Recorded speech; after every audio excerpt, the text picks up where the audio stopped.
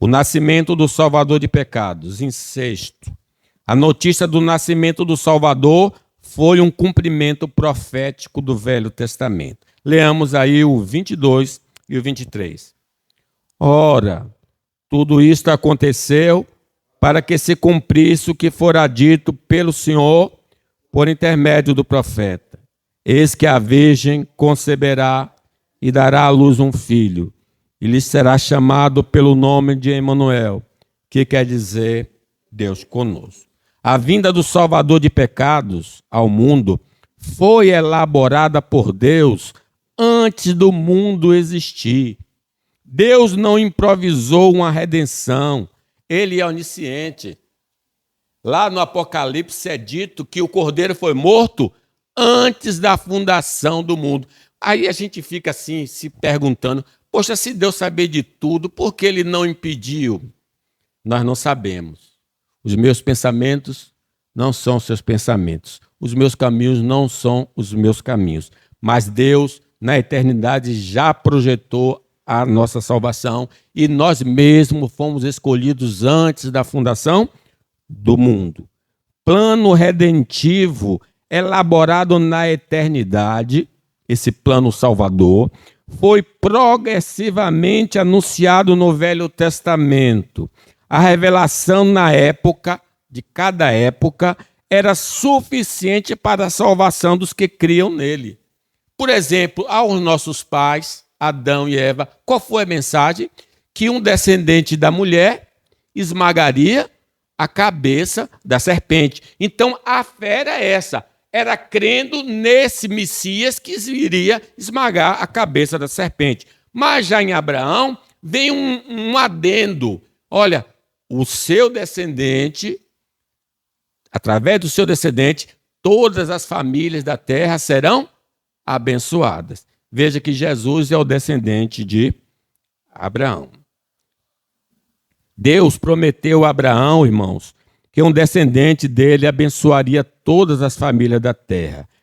Paulo, interpretando, diz: Cristo nos resgatou da maldição da lei, fazendo-se ele próprio maldição em nosso lugar. Porque está escrito: maldito todo aquele que for pendurado em madeiro, para que a bênção de Abraão chegasse aos gentios, nós, em Jesus Cristo, a fim de que recebêssemos pela fé o Espírito prometido. Então, o nosso Senhor Jesus Cristo estava diluído ali no Velho Testamento. E cada promessinha que se apresentava, os irmãos da época se apegavam àquela promessa. Os sacrifícios, então, do Velho Testamento simbolizavam o sacrifício de Cristo pelos nossos pecados, para que pudéssemos ser perdoados. Em especial, a festa do dia da expiação.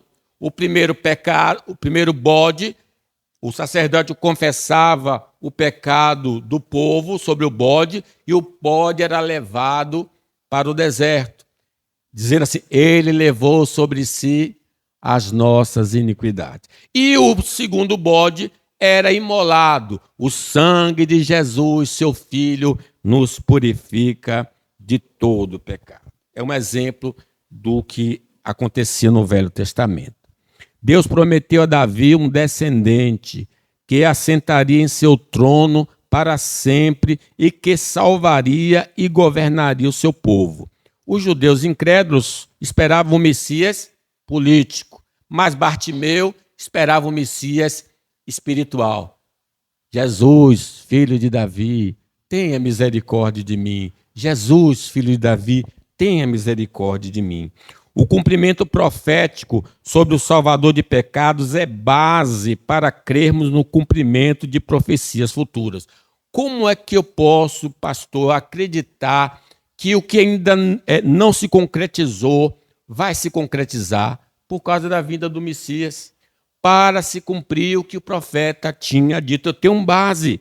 O tempo do cumprimento profético não segue calendário humano, mas divino. O dia e a hora que isso vai acontecer não nos compete. Nos compete é ir pelo mundo e pregar o evangelho a toda criatura. As evidências internas das Escrituras deveriam nos levar a crer na palavra do Senhor. Meus irmãos, se o que foi predito sobre Jesus se concretizou, certamente as outras coisas serão concretizadas. Pelas profecias realizadas sobre o Salvador de pecados, podemos ter a certeza que haverá um dia de julgamento final, e os que aceitaram o Salvador serão absolvidos, e os demais serão condenados devido a seus pecados. Se hoje ouvires a voz do Senhor, não endureça seu coração. Concluo. Nós fomos lembrados da importância desta data simbólica, porque nós não sabemos que dia realmente Jesus nasceu. Para comemorarmos o perdão dos pecados que o Salvador nos concedeu para não sermos condenados com o mundo. Então, o que é Natal? É o dia que nós fomos perdoados pelos nossos pecados através do Salvador. É isso que simboliza Natal. Quando chegar no dia 25, lembre, todos os seus pecados foram levados por esse que nasceu. Louvado seja o nome do Senhor. Os que estão carregando o fardo de seus pecados, tentando se livrar deles pelas boas obras ou vida religiosa, nunca poderão alcançar.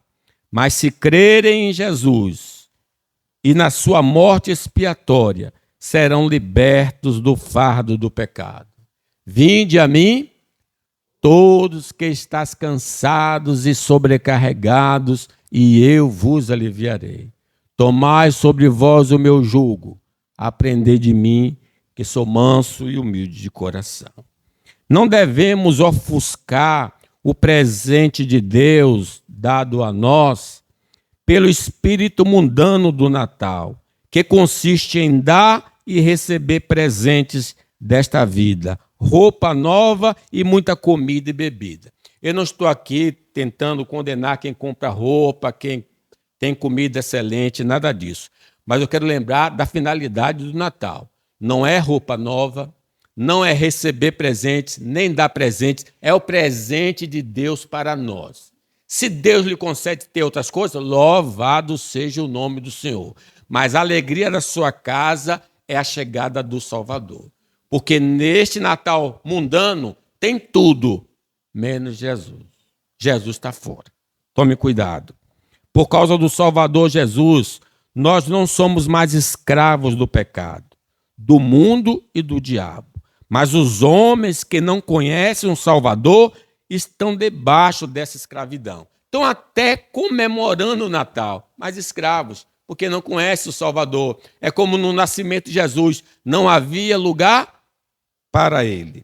Se professamos a fé em Cristo como Salvador e continuamos sendo dominados pelo pecado, pode ser que não compreendemos a mensagem salvadora ou nunca tivemos uma experiência real. Sim, todo crente pode pecar, mas um crente não pode viver no pecado, porque quem vive no pecado não o viu e não o conheceu. O nosso Salvador nos reconciliou com Deus. Agora Deus tem prazer em nós. Ouve e atende nossas orações e nos levará para a sua morada celestial. Louvado seja o nome do Senhor. Você é uma pessoa abençoadíssima. Somos perdoados e libertos do pecado por Cristo. Mas nessa vida temos de lutar contra o pecado. Mas na sua segunda vinda seremos livres da presença do pecado e nunca mais vamos pecar em hipótese alguma. Como os homens deste mundo não invocam o nome de Cristo para serem salvos do pecado, suas vidas vão mergulhando cada vez mais na iniquidade, tornando o mundo em que vivemos um lugar difícil de viver. A Bahia está aí entre os piores na segurança. Por que isso? Porque os homens não nasceram de novo. Porque se houvesse uma mudança interna neles, o nosso estado seria melhor. Se alguém quer escapar do pecado e da condenação futura, necessita receber Jesus como Senhor e Salvador. Essa é a mensagem do Natal, começando hoje, esse mês nós vamos falar sobre esse assunto. Receba Jesus, presente de Deus. E você vai gozar do perdão e da vida eterna. Amém.